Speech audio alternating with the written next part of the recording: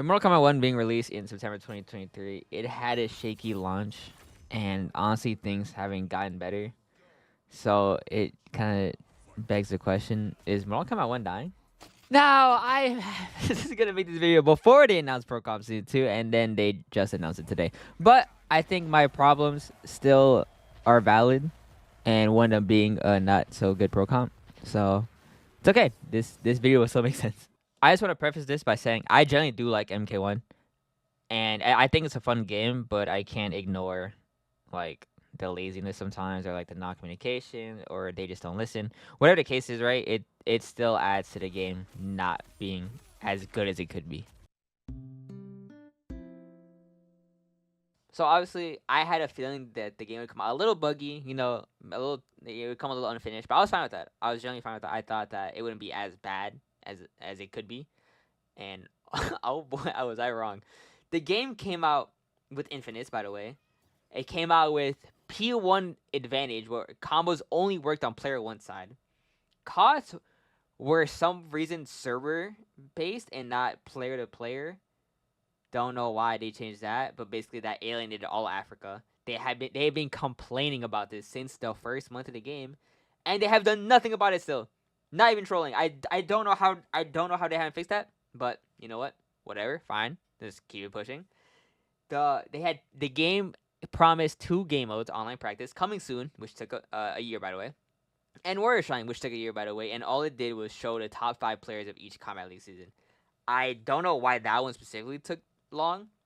No offense to anyone who worked on the game. I just don't understand it. Why that took long. I thought it would be like a simple thing, but hey, whatever. I don't develop games. Online practice shits itself after 10 minutes, and just it gets laggy. It's framey. It's terrible. I'm not gonna lie. Rooms don't even exist anymore now. Honestly, I didn't use rooms much, but from other people and a lot of other like casuals who told me rooms is a big deal. I didn't know that, but hey, guess what? We don't have it, so it doesn't matter. Crossplay, I think, is mediocre at best. Unfortunately, I wanted to play the game on PC. I bought it. It didn't work as well as I thought it would, honestly, and it was kind of disheartening. Like and also with Khaos Reigns coming out, I'll get to later. The port was I don't know why the PC port just went to shit, and you literally could not run the game. I could show an example, and it was bad, bro. Like a lot of games were like this, and I just I don't know what happened. It took them a while to fix it. I don't even know if they fixed it. Even so, crossplay is not as good as I thought it would be, unfortunately. Let's see what else. Oh, at the beginning of the game, there's a desync bug where if you watch the intros, it would desync on you. Or if you skip the intros, or something with the intros, the game would just desync and give you a loss potentially. That's really fun. What else was there in this game? Oh, the press pause glitch, where if you were getting comboed and you mashed the start button, it would lag the game, being like an in-game lag switcher, and the game would get really choppy and framey. Like, what?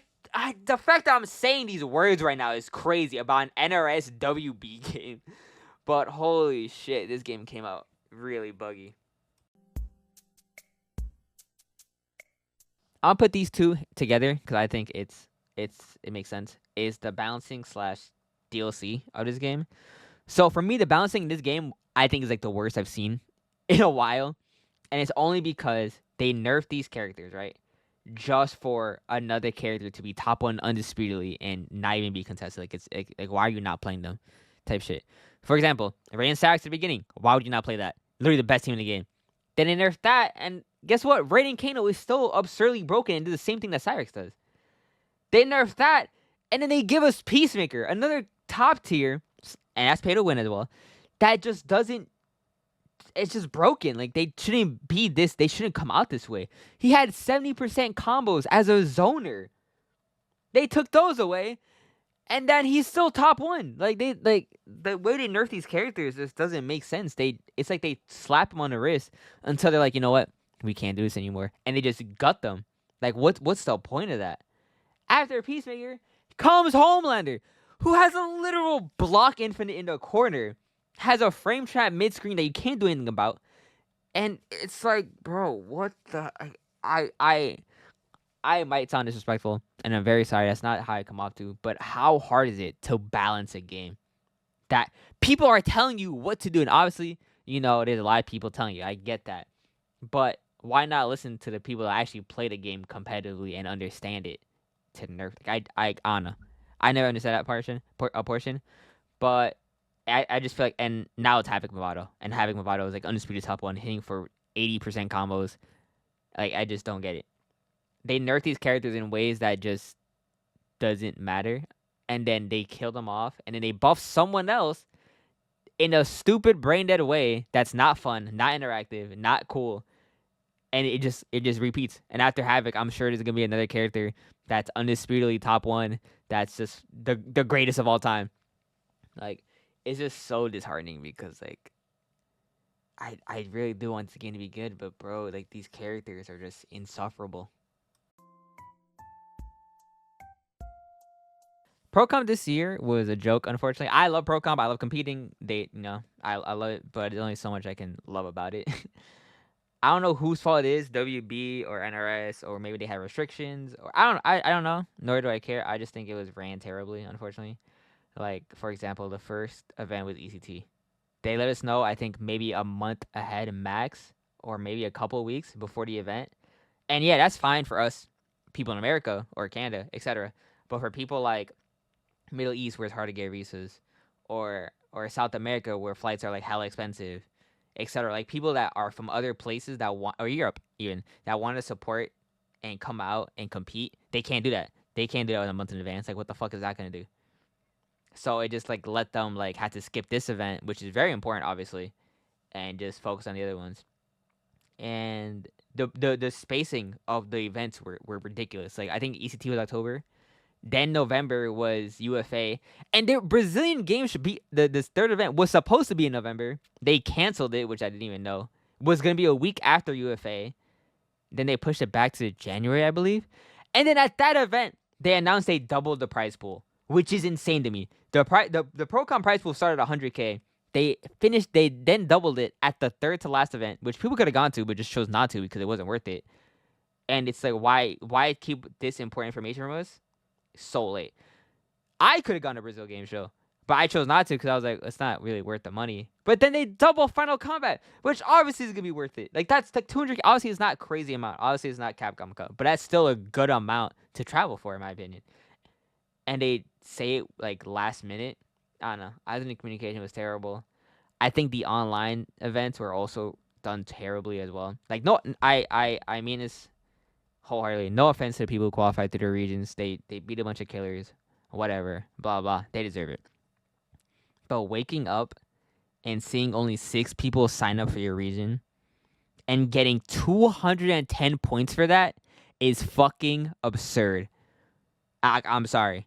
Like that should just never happen. That should never be allowed in any competition. That's just a joke. You wake up and you're already in top 8. Like what are we talking about, bro? Like that's dumb. So I think the way they handled the online scene or circuit was bad. I wish there was more offlines. Hopefully there's more offlines now with Procom Scene 2. And if it's the same shit, then I'm still gonna compete, but I'm not looking forward to it. It's just kind of gonna be whatever. So hopefully they learn from their mistakes. I think the true nail in the coffin, or at least like would have helped the downfall of MK1, was Khaos Reigns. I understand people were not happy about paying $50 for 6 characters and a story expansion that I think was like a couple hours long, like maybe max 3 hours. I get that. That price tag is fucking insane. I only did it because I made content on it and I just wanted to play the characters. But obviously for someone that's like a casual or doesn't care about MK that much but still wants to support a little bit, obviously that's like why would you spend $50 on that? Like that's atrocious in my opinion.